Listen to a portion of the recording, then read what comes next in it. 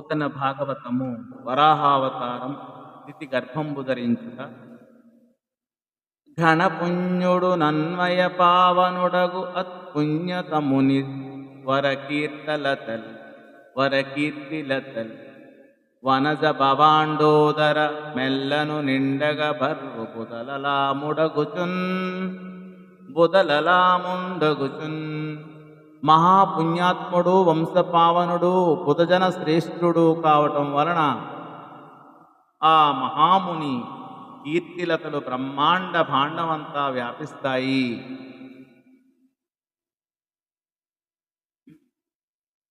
వామలోచన వినుము దుర్వర్ణ హేమగ్ని పుటమున పరిశుద్ధమై వెలుంగునట్టు దుష్టాత్మ సంభవుడయ్యు వంశ పావనుడగు హరిపాద భక్తుడగుట